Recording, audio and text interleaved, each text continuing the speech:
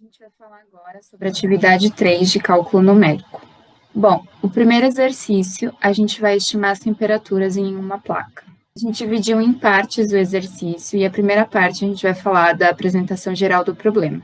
Então, o principal objetivo desse exercício é estimar as temperaturas em uma placa por meio de métodos interativos para sistemas lineares, usando os métodos de Gauss-Jacobi e Gauss-Seidel. Para isso, a gente fixou alguns dados, como a precisão, que é igual a 0,01, e um número máximo de interações, que a gente nomeou de max inter, igual a 20. Então, para cada método, a gente teve uma aproximação das 4 temperaturas a serem estimadas a cada interação, e a gente analisou se teve uma convergência ou não para um dado conjunto de valores de temperatura dados. Analisamos o número de interações e qual foi o critério de parada, se foi o max iter ou se foi a precisão. Então, a gente tem demais considerações. Deverão ser utilizados 2 RAs, e para cada um deles será realizado um processo aleatório de escolha dos valores x, y, w e z a serem substituídos na placa de calor, como demonstra na figura. A segunda parte do exercício, a gente vai falar sobre a apresentação teórica do método de resolução. Para entender um pouco o processo de resolução, a gente precisa saber sobre os métodos interativos, que eles são utilizados quando os métodos diretos apresentam limitações computacionais, ou seja, eles ocupam muita memória e acabam demorando mais para apresentar as resoluções. O propósito é determinar um processo interativo cuja sequência de vetores x0, x1, x2 até xn gerada convirja para a solução, independentemente do chute inicial x0, que pertence aos reais. Bom, então, por definição, seja um sistema linear dado matricialmente por A vezes x igual a B, de ordem n, e o determinante é diferente de zero, esse sistema pode ser convertido em forma de x k mais 1 igual a C vezes xk mais G, em que C pertence à matriz n por n e G pertencente aos reais são conhecidos. Desse modo, através de xk mais 1 igual a Cxk mais G, é possível obter a seguinte função de interação xk mais 1 igual a φ xk, cuja sequência de aproximações é tal que limite de xk com k tendendo ao infinito, igual a um alfa. Esse alfa é igual a um c vezes o alfa mais g. Isso significa que alfa é a solução do sistema inicial de A, x igual a B. Então, qual é o critério de parada?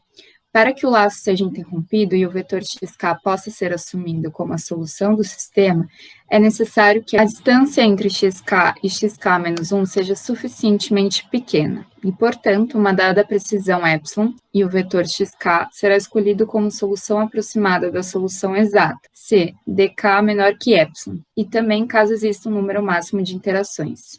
Então, o primeiro caso a ser estudado vai ser o Gauss-Jacobi. E para esse método, vamos considerar uma matriz A, em que AX igual a B, e ainda supor que A e I seja diferente de zero para todo I igual a 1, 2, até N. Então, esse método vai transformar o AX igual a B em um sistema equivalente, x igual a Cx mais G.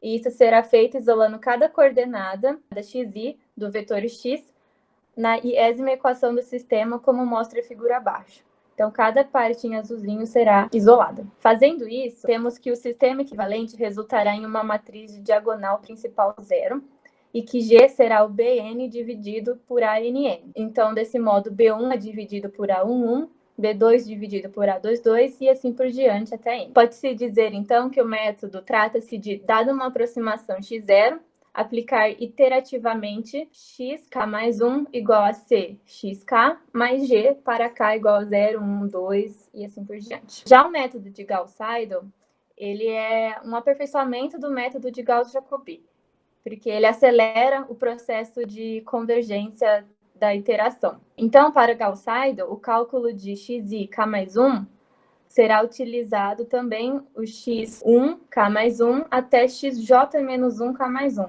os quais foram previamente calculados, e os xj mais 1, k até xn, k, nas posições restantes, como ilustrado na figura, onde temos o k mais 1 em vermelho e os valores de k em azul.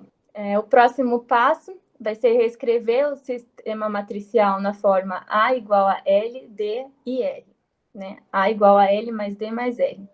Isso é, L vai ser uma matriz triangular inferior, D vai ser uma matriz de diagonal principal diferente de zero, e R uma matriz triangular superior. Então, substituindo A por L mais D mais R no sistema AX igual a B, isolando dx e aplicando a matriz inversa, tem-se que o vetor xk mais 1 é dado pela inversa de D vezes o B, menos a inversa de D vezes o Lx k mais 1, menos a inversa de D vezes Lx k mais 1. Sendo esse sistema, podendo ser descrito como x de k mais 1 igual a C de xk mais G. Na parte 3 do exercício, a gente vai apresentar o código em Python. Para esse código, foram utilizadas duas bibliotecas, a biblioteca Randall e a Math.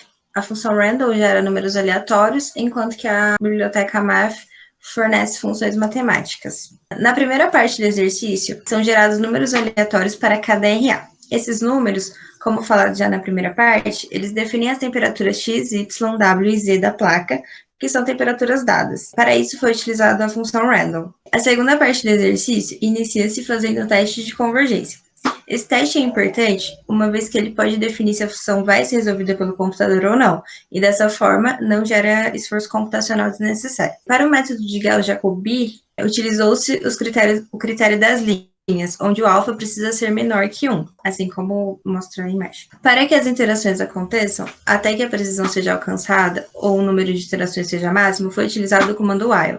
Dessa forma, o número de iterações é atualizado a cada ciclo, até que o critério de parada seja alcançado. Para definir a função de Gauss-Jacobi, tem-se os parâmetros A e B, que são matrizes.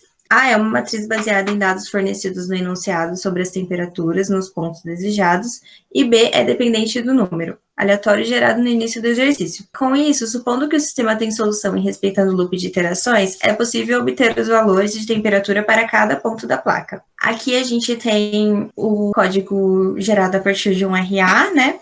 E nota-se também que o programa, ele diz pra gente se o programa parou por atingir o número máximo de iterações ou porque a precisão foi atingida. Esses são os resultados que a gente obteve. Agora eu vou falar um pouco sobre o outro método que foi utilizado, que foi o método de Gauss-Seidel. Inicialmente, foi realizado o teste de convergência pelo critério de Sassenfeld, que é essa fórmula que está abaixo aí no slide. Depois disso, foi feita a comparação entre os vetores x e xk e a precisão demandada de epsilon. Bom, primeiramente, tem-se a definição da função de Gauss-Jacobi, juntamente com os parâmetros de entrada, as matrizes A e B, e foi definido também o comprimento da variável. Com isso, se pressupõe que o sistema terá uma solução. O comando .copy é utilizado para copiar o conteúdo da matriz B sem criar uma referência direta entre as variáveis x e b. Além disso, foi realizada a definição de critérios como o número máximo de iterações e a precisão requerida do programa. A principal diferença entre os métodos é que a soma, no método de Gauss-Seidel, é definida em duas partes, e também o processo é encurtado, pois demanda um menor número de iterações. Tudo isso baseia-se no fato de que o índice da linha é maior do que o índice da coluna. Bom, aqui nós temos o print do nosso programa, que a gente tem o resultado do programa para o RA 233423, e aqui nós temos o resultado para o outro RA. Agora, por último, vamos comparar brevemente o desempenho dos dois métodos. Pegando os dados obtidos pelo RA 233423, por meio de ambos os métodos, foi de se observar que, em questão de precisão, ambos os programas, tanto baseado pelo método de Gauss-Jacobi quanto baseado pelo método de Gauss-Seidel, foram bem semelhantes. A diferença de convergência está na ordem do 10 elevado a menos 3. A principal diferença se encontra na velocidade do processo e na necessidade de processamento da máquina.